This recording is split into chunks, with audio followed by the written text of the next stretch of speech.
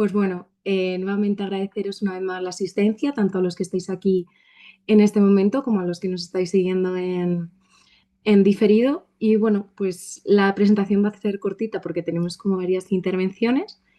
Y nada, pues contaros también que al final esta sesión surge porque entendemos necesario dar un cierre colectivo a este ciclo del seminario y pues bueno, que al final este proyecto pues la verdad es que nacía como algo muy modesto, pues entre unas pocas camaradas que compartían una preocupación sobre la falta de estudio de la cuestión de la mujer desde el marxismo-leninismo y bueno, yo creo que es compartido, ¿no? En ese momento, ni en nuestros mejores pensamientos, ni en nuestras mejores estimaciones, pues nos esperábamos el desborde de inscripciones que hubo, ¿no? Que fueron más de 300, las decenas de participantes que ha habido durante todos estos meses y bueno, pues las visualizaciones tanto de YouTube como de redes sociales que pues al final se cuentan por cientos. Entonces, pues bueno, que por supuesto agradeceros la participación y el interés, pero también entendíamos que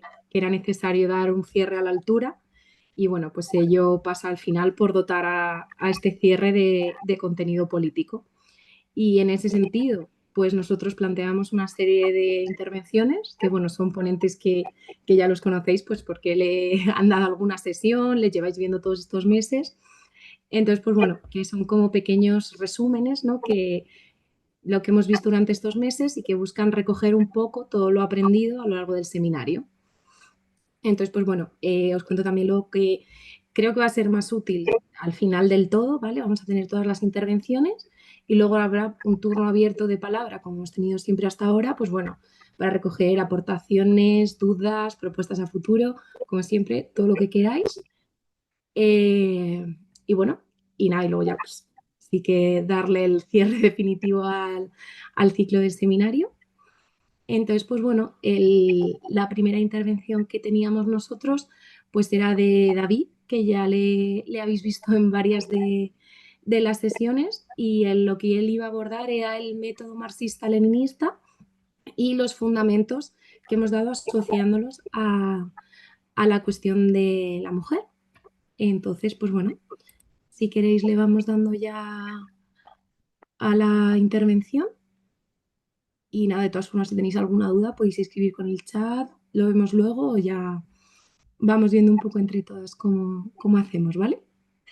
Aclaramos primero que la primera intervención es en vídeo porque David está en horario de Xi'an, China, entonces no ha podido estar hoy conectado a la hora que teníamos la sesión. El método de comprensión de la realidad que hemos estudiado en el seminario es el materialismo dialéctico. El materialismo dialéctico fue forjado por Marx y Engels a partir de lo más avanzado del pensamiento filosófico y científico acumulado en el siglo XIX y desde entonces ha sido desarrollado. El materialismo dialéctico constituye una cosmovisión científica, la única capaz de ofrecer una explicación integral y rigurosa de la totalidad de lo existente. Durante más de un siglo, la práctica revolucionaria y la construcción del socialismo han demostrado que la clase obrera, para triunfar en la toma del poder y en la edificación de la nueva sociedad, necesita armarse de este método. El materialismo dialéctico estudia las leyes más generales del desarrollo de la naturaleza, la sociedad y el pensamiento. Su premisa central es que todo lo existente es materia en perpetua transformación e interconexión. El pensamiento humano es un producto superior de la materia orgánica altamente organizada, particularmente del cerebro, que refleja de manera activa la realidad objetiva exterior. Al comprender correctamente la naturaleza del propio pensamiento, la dialéctica se convierte simultáneamente en un método para conocer el mundo y en una guía para la acción transformadora.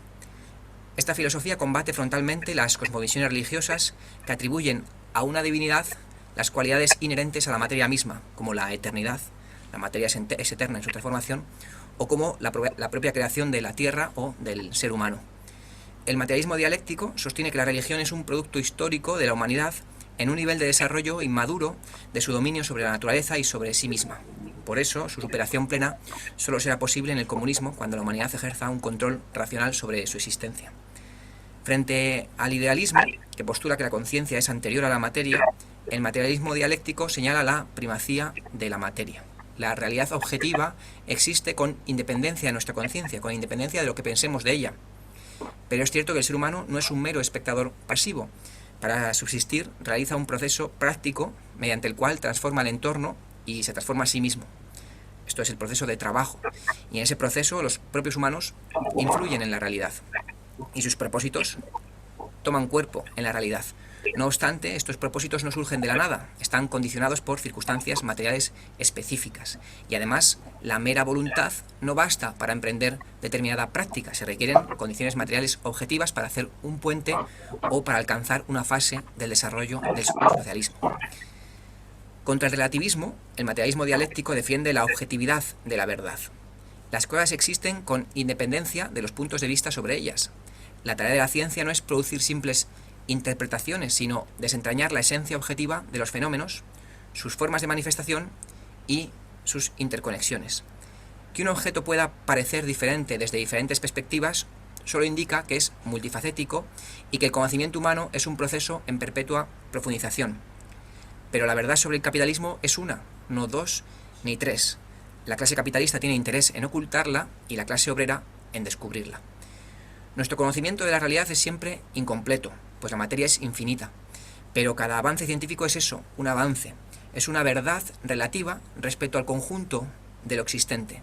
Un fragmento de verdad que se añade al mosaico de la verdad absoluta a la que la humanidad tiende sin fin. En la práctica, como por ejemplo en la industria o en la experimentación, la humanidad encuentra la prueba última que verifica si el pensamiento sobre la cosa coincide con la realidad de la cosa. El materialismo dialéctico se opone también al materialismo mecanicista, que concibe las cosas estáticas y aisladas. Por el contrario, enseña a comprender la realidad en su automovimiento y en sus interrelaciones, y en su desarrollo constante, donde surgen nuevas cualidades. El capitalismo nació en el seno del feudalismo y a su vez genera en su interior las condiciones para el salto al socialismo. Un sindicato reaccionario del zarismo puede transformarse, con un trabajo político adecuado, en un espacio destacado de actividad bolchevique. El materialismo dialéctico se opone también a la forma metafísica de pensar. Y a esta forma le opone la evidencia de que el conocimiento también se desarrolla, y lo que en un momento histórico es una verdad válida, que parece general, puede revelarse más adelante como aplicable solo a condiciones muy concretas. Al aplicar el materialismo dialéctico al estudio de la sociedad, se deriva el materialismo histórico. El materialismo histórico demuestra que el desarrollo de las sociedades humanas no está regido por el azar, sino por leyes sociales, fundamentalmente leyes económicas. La base de toda la sociedad es la producción de la vida material. Los seres humanos, para subsistir, trabajan bajo determinadas relaciones sociales de producción. Estas relaciones están condicionadas por el nivel de desarrollo de las fuerzas productivas, y sobre esta base económica se erige una superestructura política e ideológica que favorece la existencia de esa base. Con el surgimiento del excedente económico y la propiedad privada, aparecieron las clases sociales y el Estado. El Estado es un instrumento de dominación de una clase sobre el resto. Por ello, toda revolución proletaria debe destruir el Estado burgués y construir su propio instrumento de poder, la dictadura del proletariado. Este nuevo Estado tiene la tarea de reprimir los intentos contrarrevolucionarios y guiar el desarrollo de la sociedad hacia la abolición de las clases y la extinción final del propio Estado. El materialismo histórico indica también que el ser social determina la conciencia social. No son las ideas las que determinan el modo de producción, sino la inversa. Y en una sociedad de clases, la ideología dominante es siempre la de la clase dominante, que controla los medios de producción material e ideológica. El marxismo surgió como teoría científica cuando las condiciones materiales lo hicieron posible, con el desarrollo del capitalismo, la aparición de la clase obrera y sus luchas y las crisis económicas recurrentes. Al expresar teóricamente los intereses y el futuro histórico de la clase obrera, el marxismo se liga indisolublemente a ella y se convierte en la ideología dominante en la sociedad socialista. El marxismo descubrió, en la historia de la evolución del trabajo, la clave para comprender toda la historia de la humanidad. El seminario ha seguido esta guía. ¿Dónde han estado las mujeres divididas en clases cuando es el caso respecto al trabajo social en cada época? Pues eso lo hemos estudiado y Lucía se va a encargar de resumirlo a continuación. Bajo el capitalismo, la contradicción fundamental es la que existe entre el carácter social de la producción, es decir, grandes fábricas de enorme alcance con cada vez más trabajo colectivo, plantillas mayores, y la apropiación privada capitalista de las ganancias. De esta contradicción están todas las demás. la lucha de clases entre burguesía y proletariado, la disciplina en la fábrica a la par que la anarquía de la producción en su conjunto, la coexistencia de la superabundancia con el paro y la miseria, la contradicción entre ciudad y campo, la explotación depredadora del medio de vida natural del ser humano, la lucha por la subyugación de otros países, la incorporación masiva de la mujer a la producción de plusvalor mientras se mantiene la necesidad del trabajo privado familiar y otras muchas contradicciones. La revolución proletaria tiene como tarea resolver las contradicciones del capitalismo mediante la socialización de los medios de producción. Al hacerlo, la actividad económica se orienta hacia la satisfacción de las diversas necesidades humanas y no hacia la acumulación de capital. El marxismo es un todo coherente integrado por tres partes: el materialismo dialéctico e histórico, la economía política y el socialismo científico. Esta teoría dota a los comunistas de un método, una cosmovisión y una comprensión profunda de la sociedad para trazar estrategias y tácticas que tengan en cuenta la totalidad de los problemas sociales. El marxismo no es un dogma, sino una guía para la acción. Exige el análisis concreto de la situación concreta, la lucha contra el dogmatismo y el aprendizaje continuo a partir de la práctica. Asimila los avances de la ciencia y enseña a discernir lo correcto de lo erróneo en el pensamiento burgués y pequeño burgués. Al mismo tiempo, defiende con firmeza las verdades fundamentales que la historia ya ha confirmado. Cualquier intento de abordar los problemas de la humanidad al margen del marxismo, aunque bien intencionado, será inevitablemente unilateral. En el mejor de los casos, redescubrirá lo que el marxismo ya elaboró. En el peor, se empantanará en teorías que impiden una comprensión real y que apuntan a callejones sin salida.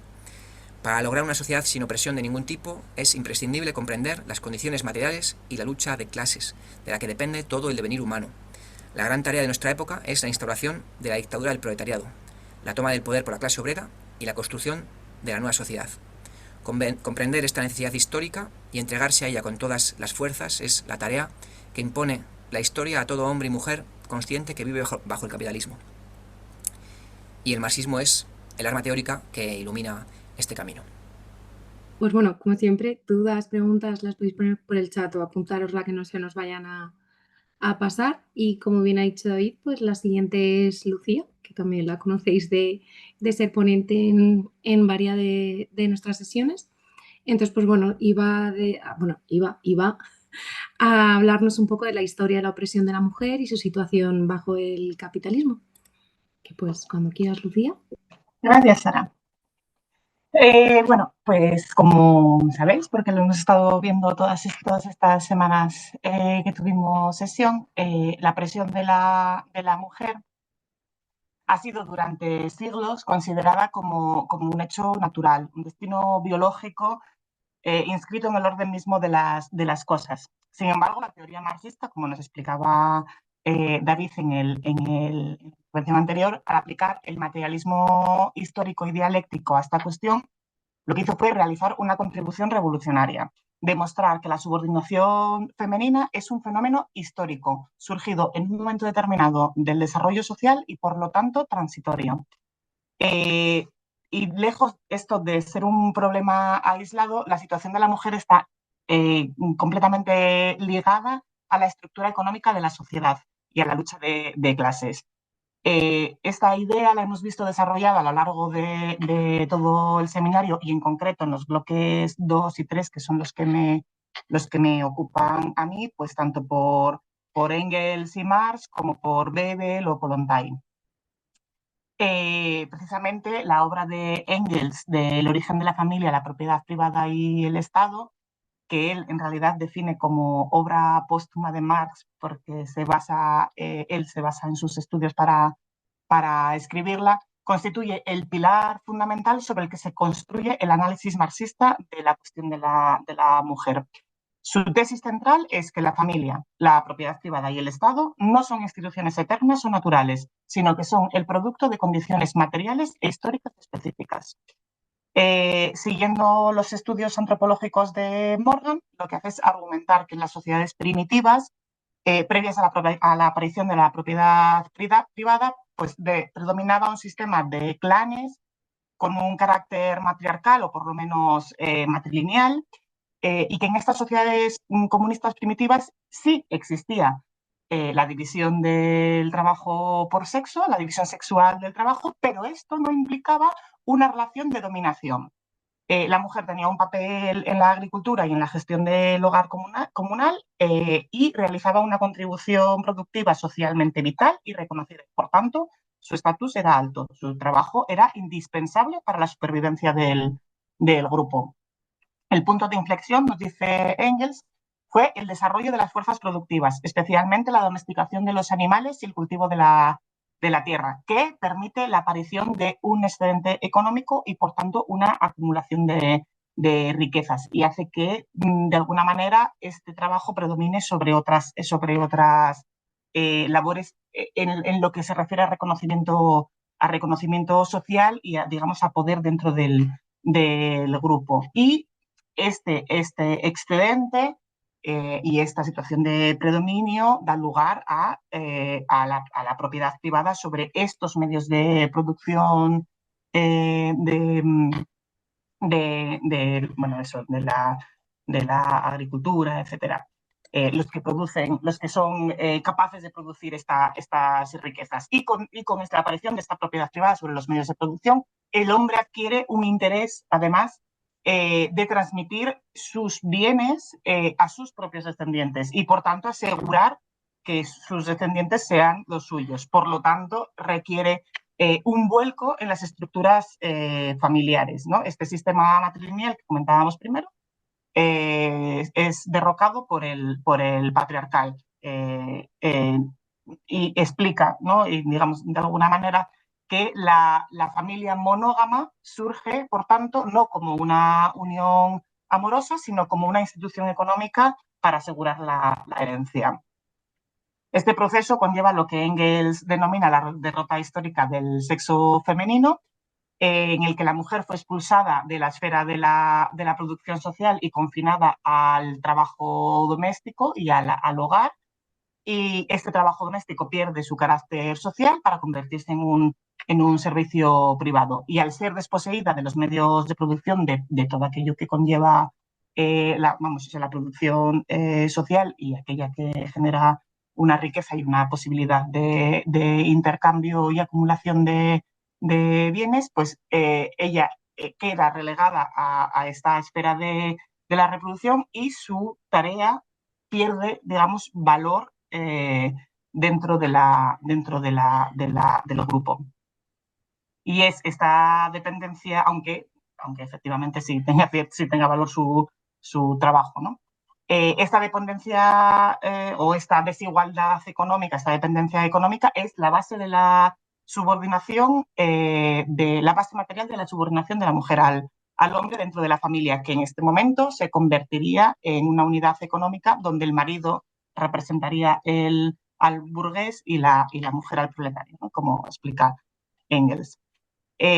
Y con todo este desarrollo, Engels concluye que la opresión de la mujer, por tanto, no es un destino biológico, sino una consecuencia de su lugar dentro de la producción social. Al estar condicionada históricamente, su situación puede y debe cambiar.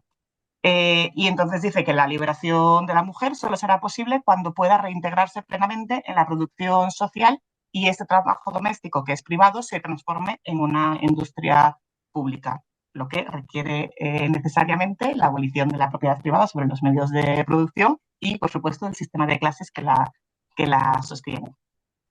Por su parte, en los textos que vimos de Kollontai nos explica, insiste en que no existe una cuestión femenina abstracta, sino que la situación de la mujer está determinada por su clase social y nos relata la evolución de las diferentes situaciones de las mujeres en distintos momentos históricos y en distintos estratos sociales, ¿no? Como la diferencia entre la mujer burguesa, que es oprimida en el ámbito de la familia y por la ley, pero que por su posición de clase la lleva a buscar una emancipación individual con contraposición a la mujer proletaria que sufre una doble explotación, que es como asalariada en la fábrica y como sierva no remunerada en el hogar, y que por tanto su liberación no va a ser individual, sino colectiva y ligada a la lucha de toda su clase. también desarrolla bastante el principio de que la conciencia, que nos comentaba también David previamente, la conciencia no va por delante de la materialidad. Las ideas, las reivindicaciones y la conciencia no surgen de la nada, sino de las condiciones materiales de la vida. Y luego, aunque Marx no le dedica una obra exclusiva a la cuestión femenina, sí que es cierto que todos sus análisis sobre el capitalismo y la fuerza de trabajo son esenciales para el estudio de la situación de la mujer en el capitalismo. Bebel, bueno, estudiamos parte de ellos, y Bebel también los recoge en La mujer y el socialismo, todas estas ideas, y las desarrolla, ¿no? Entonces, nos cuentan ambos en distintos textos que el capitalismo, bueno, aparte de que la mujer empieza a incorporarse a la producción social con el inicio del capitalismo, es con la introducción de la maquinaria en la producción que se realiza un cambio trascendental. Se incorpora masivamente a la mujer y a los niños a esta producción fuera del hogar. Este hecho tiene un carácter profundamente contradictorio, pero precisamente por esto mismo también revolucionario. Por un lado, el maquinismo, o sea, la introducción de las máquinas simplifica las tareas productivas, haciendo innecesaria la fuerza física bruta y permitiendo al capitalista contratar a mujeres y niños por salarios inferiores. Este nuevo desarrollo de las fuerzas, o estas nuevas condiciones de las fuerzas productivas, entra en contradicción, digamos, que con las viejas normas o las viejas formas de las estructuras existentes, ¿no? Las costumbres y las políticas previas, y empieza a romper las formas tradicionales de familia, cambiando muy lentamente, obviamente, la posición social de la mujer. Sin embargo, también nos dicen ambos que esta incorporación no fue liberadora, sino que adopta una forma brutalmente explotadora. Para empezar, porque la mujer asalariada no fue liberada del trabajo doméstico, lo cual le genera una doble jornada de explotada en la fábrica y esclava en el hogar. Además, en este proceso, una gran parte del trabajo doméstico que se realizaba antes en el hogar, como la confección de la ropa o la preparación de algunos alimentos, tiene que dejar de ser, hecho por la mujer en el hogar, y pasa a ser mercantilizado, pasa a ser un producto más de los que deben digamos, comprar con el salario. O sea, que por una parte sí que pasan a tener, aportar el salario de la mujer, pero por otro lado la cantidad de bienes necesarios para su reproducción se aumenta, digamos. Por otra parte, existe la incorporación de los niños y las madres a la fábrica, genera pues, importantes dramas sociales, ¿no? Niños abandonados o que son drogados con opiáceos para que no lloren porque las madres no pueden cuidar de ellos y no tienen quien lo haga, y en general una total desprotección de la infancia obrera. Y ahora mismo no recuerdo si es en el libro o sea, en los textos que leímos de Marx o en el de Bebel, en el que habla de un aumento desproporcionado en algún momento de la mortalidad infantil. Y, por otro lado, se da una sobreexplotación y una división en la clase obrera, ¿no? Los capitalistas preferían a las mujeres por considerarlas más dóciles o menos conscientes del valor de su trabajo, y sin duda menos acostumbradas a la lucha por sus derechos. Y su incorporación además ejerce una presión a la baja sobre los salarios de toda la clase obrera, dando lugar a que en un primer momento se produce una oposición por parte de los obreros varones al trabajo femenino, ya que veían que la incorporación de las mujeres al trabajo pues suponía una competencia que degradaba sus condiciones salariales, ¿no? Esta reacción, como señalan tanto Marx como Bebel, era un error estratégico, ya que dividía a la clase obrera y le impedía reconocer que el enemigo no era la mujer trabajadoras, sino el sistema capitalista que los explotaba a ambos, ¿no? Tanto a las mujeres obreras como a los hombres obreros. Sin embargo, a pesar de esta explotación, la incorporación de la mujer a la producción social contenía en su seno el germen de su futura emancipación. Como decíamos al principio, que Engels decía que el inicio de la opresión era cuando la mujer era sacada del ámbito social y recluida al ámbito del hogar, pues el proceso inverso de sacar a la mujer del aislamiento del hogar y congregarla en las fábricas, pues con esto el capitalismo crea, sin quererlo, las condiciones para su organización y su toma de conciencia.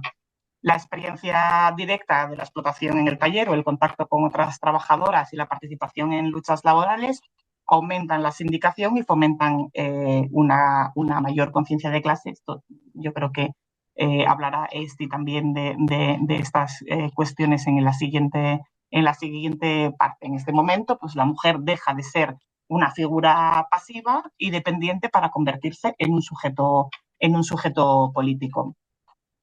Pues eso, como señalaba Bebel, este proceso sienta las bases necesarias para la emancipación, pero no solo de la mujer, sino de toda la clase trabajadora. Una clase obrera no puede liberarse y la integración de la mujer en la lucha común con sus reivindicaciones específicas también se convierte en un pilar fundamental para la construcción de la sociedad socialista. Y sin más, le doy paso a este. Bueno, pues como ha comentado también Lucía, la siguiente era Esti, que nos va a hablar sobre el legado comunista de las militantes del movimiento obrero. Es que, pues, cuando quieras, Esti. Gracias, Sara. Yo quería empezar recuperando lo que habíamos trabajado en el bloque 4 con una conclusión que, más allá de una síntesis o resumen, es también una reivindicación política, que como ha dicho al principio Sara, pues también queríamos traer ese punto de vista a la mesa en esta sesión, ¿no? Y es que a lo largo de las sesiones de Leonor Marx, de Tetkin y de Kollontai, hemos intentado desenterrar un legado que no siempre está tan claro como nos gustaría, y es el legado de las militantes comunistas que no solo lucharon por la emancipación de la mujer, sino que situaron esta lucha en el centro de la lucha por el comunismo, ¿no? Entonces quería empezar con una cita de Zetkin que creo que ata también, o sea, que hila bien con la parte que nos venía explicando Lucía y que nos da pie a hacer esta síntesis del bloque 4, ¿no? Decía Zetkin: debido a que las feministas burguesas aspiran a conseguir las reformas en favor del sexo femenino en el marco de la sociedad burguesa, a través de una lucha entre los sexos y en contraste con los hombres de su propia clase, no cuestionan la existencia misma de dicha sociedad.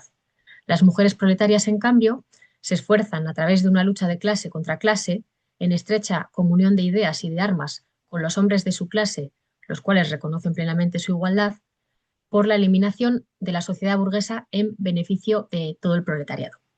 Entonces, he elegido esta cita porque no es solo una declaración de principios, sino que es la línea de fractura que ha recorrido todas las sesiones del bloque 4, ¿no? Y es la tesis central que queríamos recordar hoy. La emancipación de la mujer trabajadora no es un tema secundario, no es un apéndice del proyecto comunista, sino que es una condición estratégica e indispensable para la victoria de la clase obrera. Y así lo plantean los autores marxistas. Y por esto la aportación o las aportaciones de Eleanor Marx, de Zetkin y de Kollontai no son anécdotas, sino que son parte constitutiva del núcleo teórico, estratégico y organizativo del marxismo-leninismo y de las organizaciones, hoy en día las organizaciones comunistas. Entonces, recuperar su legado hoy es una cuestión de táctica y estrategia vital para cualquier organización que aspire de verdad a ser revolucionaria, porque como hemos visto, sin la participación consciente, organizada y dirigente de las trabajadoras, no hay posibilidad de que haya revolución. Entonces, para entender la profundidad de este legado, nos remontamos a uno de los textos que vimos de Eleanor Marx con Edward Aveling ya en 1886, 86, publicada, que se llamaba La cuestión de la mujer, y hacía un análisis materialista riguroso, ¿no? Decía que el problema de la mujer es, ante todo, económico, y quien no va a la raíz económica de la opresión se va a quedar en la superficie de los paliativos, pero nunca va a llegar a las soluciones. Como hemos visto, las tres autoras han dejado claro que bajo el capitalismo la mujer sufre una doble explotación, como asalariada explotada en la fábrica y como persona subordinada en su relación familiar, ¿no? En un matrimonio, y sin una transformación social profunda que cambie radicalmente la forma de propiedad y el modo de producción, Eleanor decía que las mujeres jamás vamos a ser libres. Incluso comentaba, bueno, ya en el texto, que fenómenos como la prostitución para ella son un producto social que no se resuelve con moralina, sino que solo se va a abolir con la abolición del régimen clasista que lo generó en primer lugar, ¿no? Y este análisis conecta directamente con las bases asentadas por Marx y Engels, ¿no? Como nos ha comentado Lucía, el capitalismo de forma contradictoria arranca a la mujer del hogar y la lanza a la producción social, deshaciendo la base económica de la familia nuclear monógama, pero al no socializar el trabajo doméstico y reproductivo, lo único que genera es una doble explotación en la fábrica y en el hogar. Y por tanto, la solución que proponen desde las organizaciones que proponían desde las organizaciones revolucionarias no podía ser parcial, sino que era doble. Abolir la propiedad privada de los medios de producción y socializar las tareas domésticas que ataban o recluían a la mujer al hogar. Entonces vemos que desde sus mismos orígenes el marxismo-leninismo abordó la opresión de la mujer no como una guerra abstracta y eterna entre sexos, sino como una relación social históricamente determinada y que estaba ligada intrínsecamente a la lucha de clases. Y este marco teórico, como hemos visto, no se quedó solo en el papel, ¿no? Tuvo su primera expresión organizativa concreta en la Asociación Internacional de los Trabajadores, o la Primera Internacional. Marx y Engels, que ya habían abordado este tema en obras como La situación de la clase obrera en Inglaterra o el Manifiesto Comunista, llevaron a la Internacional la preocupación por organizar a la masa de mujeres que el capitalismo obligaba cada vez más a incorporarse al mercado laboral. Ahí un momento clave fue la Conferencia de Ginebra de 1866, ante posiciones como la del sindicalismo católico, que querían prohibir el trabajo de la mujer y mandarlas de vuelta a casa para protegerlas de alguna forma. La delegación británica, con un informe escrito por el propio Marx, defendió que las mujeres tenían derecho a trabajar, pero que también era necesario garantizarles protección frente a la explotación salvaje del capitalismo, porque ya sabemos a qué tipo de trabajos accedían las mujeres y niños cuando accedían, ¿no? Que eran las que peores condiciones tenían. Entonces no se trataba de echarlas de la producción, sino de regular su trabajo, protegerlas y sobre todo organizarlas. La Primera Internacional entonces entendió algo fundamental y es que la incorporación masiva de las mujeres al trabajo social formaba parte de la propia lógica del desarrollo capitalista. Era un proceso que no tenía vuelta atrás y justamente por esto la respuesta revolucionaria no podía ser reaccionaria, no podía ser volver al pasado, ¿no? Sino que tenía que ser o centrarse en organizar a las trabajadoras como iguales, codo con sus compañeros de clase en la lucha común contra el capital. Y a esto le precedieron al año siguiente, a esta conferencia de Ginebra, huelgas masivas de mujeres trabajadoras que se fueron uniendo a la Asociación Internacional de Trabajadores y que terminó no solo en victorias sindicales, sino que supuso el despertar de una conciencia de clase común e internacionalista entre hombres y mujeres proletarias. Ahí Zetkin, en el texto este que vimos de, creo que Marx y Engels en la Primera Internacional, decía, bueno, no sé si se titula así, pero ese texto, decía: la Primera Internacional supo despertar, clarificar, activar la conciencia de clase y la solidaridad de clase de sus exponentes femeninos, revelándose con ello como su educadora, además de su estímulo y ayuda, incorporando a las obreras y a las mujeres de los obreros en las luchas cotidianas de sus compañeros de clase, las preparaba para afrontar las batallas más duras. Entonces, El trabajo de la Primera Internacional sentó las bases, pero fue con la Revolución de Octubre y la creación de la Internacional Comunista cuando ese legado se convirtió en un principio estratégico universal. Y en ese salto fue la que fue una figura central fue Clara Zetkin. En la Internacional Comunista fue categórica en sus tesis y estableció que la conquista del poder por el proletariado y la consiguiente construcción del comunismo en un país ya liberado no podía llevarse a cabo sin la participación activa de la gran masa de las mujeres proletarias, ¿no? Y también Zetkin, bueno, la Internacional Comunista, advertía de cómo realmente lo contrario, la no conciencia de las mujeres trabajadoras, era un gran peligro, ¿no? Era un peligro contrarrevolucionario entre tener masas de mujeres inactivas o despolitizadas, ¿no? Porque al final esas mujeres estarían debajo de debajo de la ideología burguesa. También frente al feminismo burgués, la Internacional Comunista, siguiendo la línea marcada por Zetkin, entre otras militantes comunistas, marcó una separación, ¿no? Zetkin decía una separación tajante de principio entre el feminismo y el movimiento obrero. ¿Y por qué? Porque el feminismo, aunque se presentara como un movimiento universal en beneficio de todas las mujeres, surgió históricamente para dar respuesta a las demandas concretas de mujeres burguesas y pequeño burguesas. Al final, el objetivo del feminismo burgués era adaptar a las mujeres de las clases poseedoras a las nuevas relaciones económicas del capitalismo, es decir, abrir camino a estas mujeres al acceso a ciertas profesiones, a poder tener propiedades a su nombre y a ciertos privilegios políticos que antes estaban reservados a los hombres, pero no a todos los hombres, sino a los hombres de su misma clase, porque el proletariado masculino tampoco tenía esos derechos, ¿no?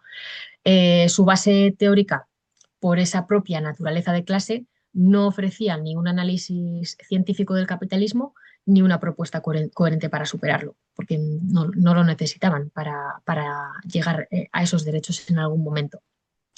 Zetkin, en separación tajante, lo decía, ¿no? Las reformas, es una cita, las reformas en favor del sexo femenino y en favor de la clase obrera son para las proletarias únicamente un medio para un fin, mientras que para las mujeres burguesas las reformas del primer tipo son la meta final. El feminismo burgués no es más que un movimiento de reforma, mientras que el movimiento de mujeres proletarias es y debe ser revolucionario. Y por eso también las directrices para el movimiento comunista femenino que redactó Zetkin y que se aprobaron en la Tercera Internacional y que eran obligatorias para todos los partidos que participaran o que fueran parte de la Internacional Comunista, pues marcaban, no se quedaban en simples declaraciones a favor de los derechos de las mujeres, sino que marcaban tareas concretas y obligatorias, ¿no? La necesidad de educar a las masas de mujeres en los ideales comunistas, organizar la participación activa de las mujeres en todas las luchas económicas y políticas, no luchas parciales que solo afectaran a las mujeres, en todas las luchas económicas y políticas. También luchar sin concesiones por la igualdad salarial, por la socialización del trabajo doméstico, es decir, avanzar en la creación de comedores, guarderías, lavanderías colectivas y demás. Y también, otro punto importante, crear estructuras específicas dentro de los partidos para llevar a cabo este trabajo o poder organizar este trabajo de manera sistemática, evidentemente siempre, o sea, no como un órgano aparte, sino siempre bajo la dirección del Comité Central, ¿no? Y esto no se planteó como feminismo dentro del comunismo, sino que era la aplicación concreta del centralismo democrático a la tarea estratégica de liberar a la mitad de la clase obrera. La teoría y estrategia, sabemos que para que demuestren ser válidas se tienen que anclar en una realidad material, ¿no? Y fue primero la Unión Soviética, donde esto que hemos explicado así ahora por encima, encontró un lugar para hacerlo o para experimentar, ¿no? Kollontai, como primera mujer comisaria del pueblo, y partiendo de las 5 condiciones que Lenin había esbozado para la emancipación de la mujer, eh, empezó en la URSS un proceso que ya sabemos que no se pudo terminar, pero que sí que dio sus frutos para la emancipación de las mujeres. He dicho, las 5 condiciones de Lenin eran la equiparación legal, participación política, incorporación al trabajo social, socialización de las tareas domésticas y construcción del socialismo. Esas son las 5 premisas que establecía Lenin necesarias para que en algún momento pudiera darse la emancipación de la mujer, pero que sin esas premisas no iba a ser posible. Entonces, hemos visto que se pusieron en marcha una red de instituciones para colectivizar la vida cotidiana, pues eso, comedores públicos, lavanderías comunales y algo que era muy necesario, que era una red de guarderías y lo que ellos llamaban casas cuna, dentro de la concepción que reconocía la crianza como una función social. Porque me he dado cuenta que muchas veces decimos igual la maternidad como función social, pero en realidad es la crianza lo que se entiende como una función social desde el marxismo-leninismo, y es lo que se intentó llevar a cabo en la URSS, ¿no? Entonces, la legislación soviética fue pionera. En 1917 reconoció el derecho al divorcio inmediato. Sabemos que en el 20 legalizó el aborto de forma segura y gratuita, y también se reconocieron permisos de maternidad y de protección laboral a mujeres embarazadas, ¿no? Que sabemos que en esa época ningún país occidental, y ya ni los que no eran occidentales y que estaban bajo el yugo del colonialismo y el imperialismo, pues menos, pues no tenían. A pesar de todas las dificultades y del atraso heredado también por la Rusia zarista, los resultados que consiguió la URSS fueron históricos. Para la década de los 70, las mujeres eran el 51% de la fuerza asalariada en la URSS, el 70% de los médicos y el profesorado eran mujeres, el 60% de ingenieras y más o menos el 30% de diputados en los soviets supremos. O sea que es una participación muy superior a la de cualquier democracia burguesa de esa misma época. Esto no lo habíamos visto, pero bueno, cuando estaba encontrando la información, recuperando la información de lo que habíamos visto, recordaba que tenía apuntado esto y me parecía interesante también añadirlo aquí. Y esto no fue el resultado espontáneo del progreso, por decirlo de alguna forma, pues pasa el tiempo y pues se van consiguiendo estos números, sino que fue la consecuencia directa de una estrategia política consciente que entendía que la liberación de la mujer no era posible sin una transformación radical de las bases materiales de la sociedad, y que esta transformación era a su vez imposible sin la participación masiva y dirigente de las mujeres. Entonces vemos que las lecciones que nos dejan estas militantes comunistas son más urgentes que nunca. Algunas estarán plenamente vigentes tal cual, otras tendremos que amoldarlas, pero creo que todavía pues eso, son premisas necesarias e indispensables, ¿no? Y nos dice, la organización os las resumo, la organización tiene que ser de clase y no interclasista, ¿no? Porque no existe una cuestión femenina al margen de la cuestión social general, y por tanto esto también es una cuestión de clase. Segundo, que la organización tiene que ser parte integrante del Partido Comunista, no asociaciones separadas de mujeres, sino organismos especializados dentro del partido. Tercero, que la organización tiene que combinar la lucha inmediata, la lucha por las reformas para mejorar la situación de vida de las mujeres, pero también el objetivo revolucionario, ¿no? Tiene que combinar esas dos cosas. Entonces, es necesaria la participación activa en luchas cotidianas como huelgas, reivindicaciones laborales, reconocimiento de cualquier derecho que vaya a mejorar la situación de las mujeres dentro del capitalismo, pero hay que vincular constantemente estas luchas con el objetivo estratégico, que es la dictadura del proletariado, porque si no, no va a haber posibilidad de emancipación de la mujer, simplemente una acumulación de reformas hasta que en algún momento lleguemos a un tope y nos demos cuenta de que en el capitalismo no se puede llegar a más, ¿no? Cuarto, que la organización tiene que basarse en métodos específicos de trabajo, que no vale decir que se lucha por los derechos de la mujer, ¿no? Eso también lo dejó claro Clara Zetkin en Directrices para el movimiento comunista de mujeres, y esto supone creación de comités de agitación para mujeres, reuniones sistemáticas de delegadas en cada fábrica y en cada barrio. Ella hablaba de agitación de casa por casa entre amas de casa proletarias, periódicos centrales y páginas especializadas en la prensa de partido y demás, ¿no? Luego también que la organización tiene que priorizar la educación comunista, formación teórica y práctica de cuadros femeninos, ¿no?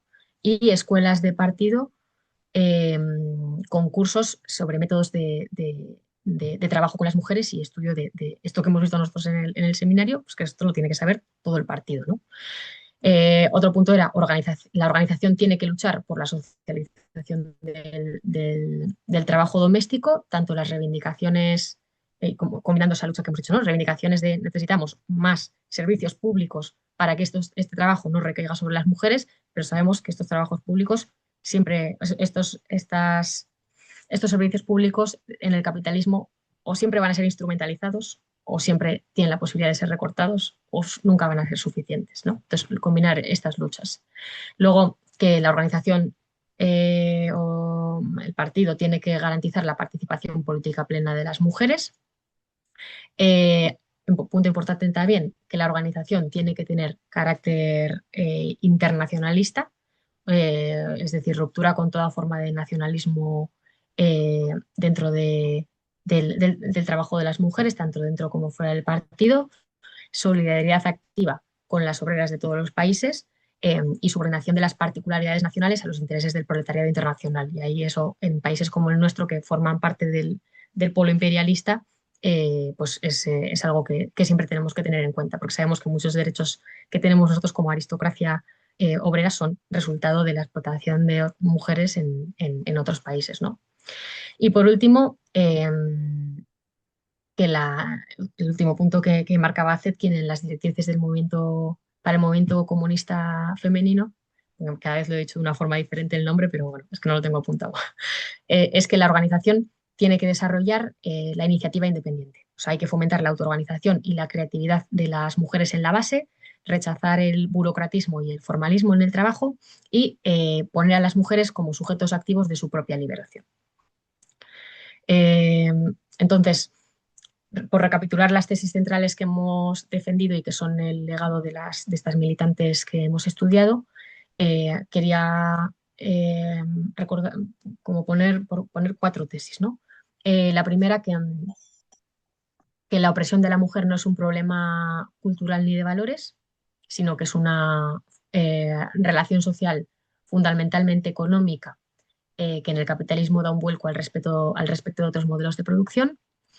Segundo, que justo por eso su liberación, la liberación de las mujeres, es inseparable a la abolición del capitalismo, aunque las reformas legales dentro del sistema son necesarias, van a ser insuficientes. Tercero, que esta lucha necesita organización política específica dentro del partido. No hablamos de un movimiento autónomo y separado, sino de crear herramientas dentro de la organización de la clase para politizar, para formar y para movilizar a las masas de mujeres trabajadoras, y que sin este trabajo la revolución está condenada al fracaso.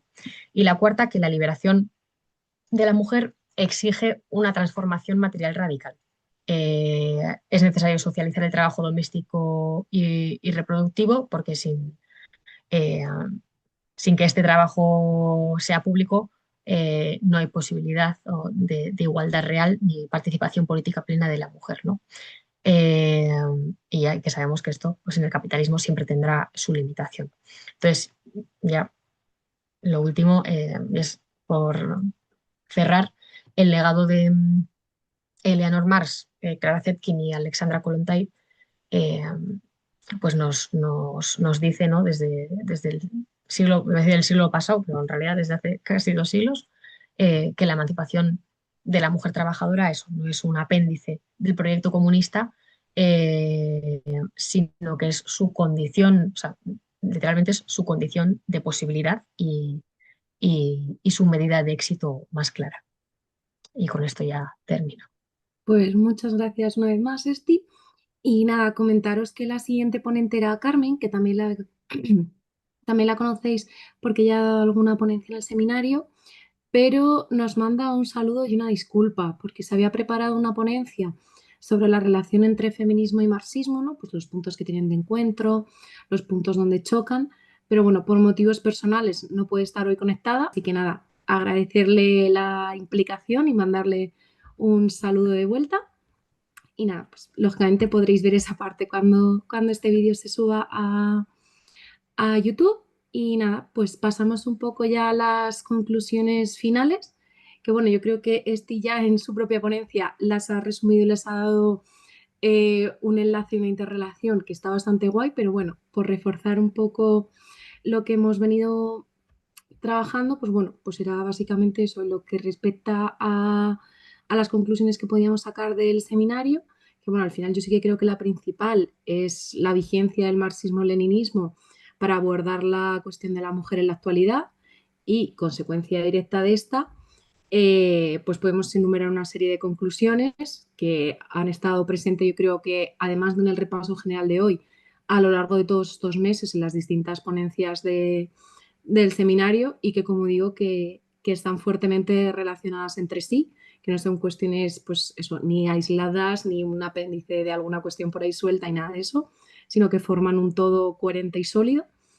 Entonces, pues bueno, la principal yo creo que de estas sería que la opresión de la mujer tiene unas raíces materiales e históricas y que estas no pueden superarse al margen de la lucha de clases, que en relación con la anterior, que esta emancipación femenina solo es posible dentro del marco del socialismo y consecuentemente también bajo la edificación de la dictadura del proletariado, que como hemos visto en estas ponencias de resumen y a lo largo de todos estos meses, el legado de Marx, de Engels, de Lenin, de Zetkin y de todos los autores y teóricos que hemos visto durante todos estos meses sigue siendo absolutamente necesario e indispensable, de la misma forma en la que su estudio y la formación teórica son condiciones ineludibles de la práctica revolucionaria. Y esto yo creo que lo podemos enlazar bastante bien con la siguiente conclusión, que era la existencia de divergencias entre las corrientes feministas actuales que deben ser estudiadas y confrontadas de una manera crítica desde una postura marxista-leninista. Que bueno, yo creo que a este respecto también va a ser bastante enriquecedor la ponencia que nos envíe Carmen, que seguro que es bastante interesante.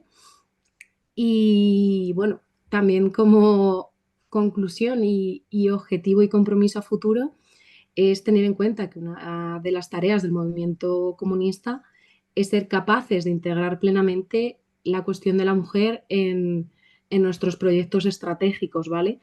Poniendo lógicamente en relación pues con todas las conclusiones anteriores, ¿no? Desde el rigor y el compromiso más serio desde el marxismo-leninismo.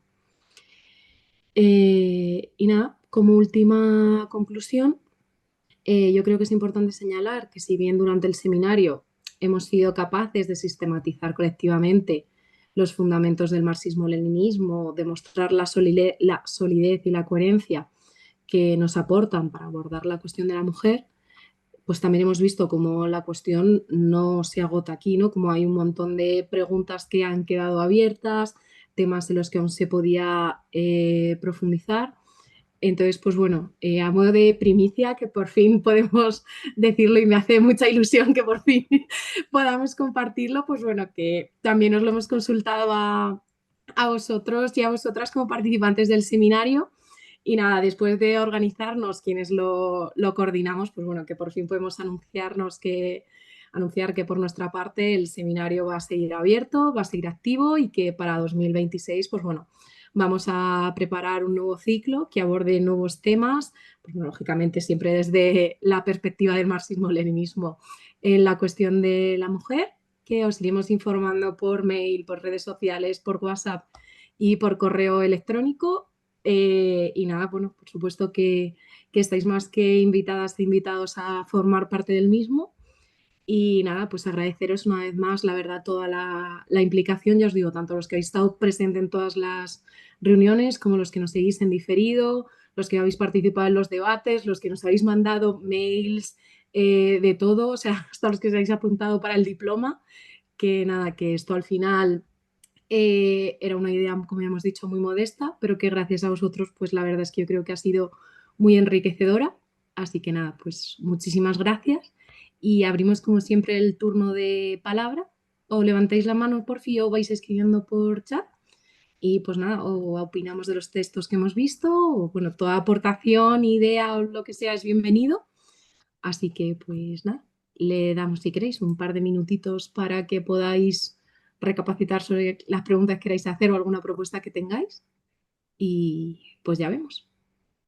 Bueno, pues si no dice nadie nada, digo yo algo. Agradeceros muy mucho vuestro trabajo antes del seminario, que lleva un trabajazo que no se ve, pero hay que organizar todo esto, seleccionar lecturas, alguien se las ha tenido que leer antes, acortar las lecturas para quitar el grano de la paja y agradeceros muy mucho vuestra dedicación a lo largo del seminario, por cómo sabéis trabajar las lecturas, vuestras presentaciones, etcétera. Para próximos seminarios os sugiero una cosa que nos ha pasado a todos los que desde el año finales de los 90 y principios 2000 utilizamos PowerPoints, por decirlo familiarmente, para presentar un tema. Dos cuestiones. Como este seminario se ha basado en lecturas previas, debemos eludir presentar un resumen de la lectura a través de las diapositivas. Creo que es mucho más didáctico tratar el tema central del texto o los temas centrales, los secundarios, y tratar cuestiones controvertidas de ese texto o en relación con unos textos anteriores para generar debate y generar conocimiento colectivo. ¿De acuerdo? Y por eso creo que las presentaciones no deben ser un resumen del texto, deben ser algo sugerente o que incluso egoístamente ayuden al ponente para seguirlo, ¿no? Es muy aburrido haberte leído los textos previamente y ver cómo el ponente en algunos casos se pone a leer las diapositivas.